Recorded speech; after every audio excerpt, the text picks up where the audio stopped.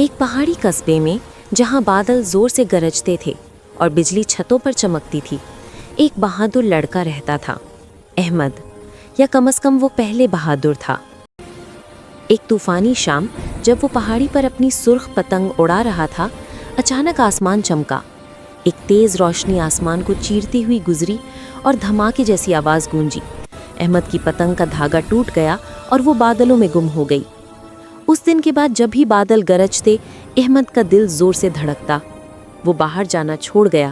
ہوا چلتی تو وہ کمبل میں چھپ جاتا، حتیٰ کہ اس کی بلی میسو بھی جانتی تھی کہ طوفان کا مطلب ہے چھپ جاؤ۔ ایک روشن دوپہر اس کی نانی آئیں۔ انہوں نے احمد کو آسمان کی طرف ڈرتی نظروں سے دیکھتے ہوئے پکڑا اور پیار سے بولی، میرا بہادر شیر آج ڈرے ہوئے بلی کے بچے جیسا کیوں لگ رہا ہے؟ احمد نے آہ بھری، نانی، یہ گرج بہت زور سے ہوتی ہے، لگتا ہے جیسے آسمان ناراض ہو۔ نانی نے اس کے کندھے پر ہاتھ رکھا اور نرمی سے کہا، تو پھر اپنے دل کو سکھاؤ کہ وہ گرج سے بھی اونچی سرگوشی کرے۔ اللہ کو یاد کرو بیٹا، کہو سبحان اللہ، الحمدللہ، اللہ اکبر، پھر دیکھنا دل میں کیسا سکون اترتا ہے۔ اسی رات بادل پھر جمع ہونے لگے، بجلی کھڑکی میں چمکی، میسو نے سسکاری لی، کمرہ ہلنے لگا۔ احمد کا دل رک سا گیا۔ پھر اسے نانی کی بات یاد آئی۔ اس نے مٹھی بھینچی، گہری سانس لی اور آہستہ سے کہا، سبحان اللہ، الحمدللہ، اللہ اکبر۔ ہر لفظ اس کی ارد گرد روشنی کی طرح پھیلنے لگا۔ گرج پھر ہوئی، مگر اس بار وہ نہیں چھپا۔ وہ سیدھا کھڑا رہا، ہاتھ میں ٹارچ پکڑے جیسے کوئی تلوار ہو۔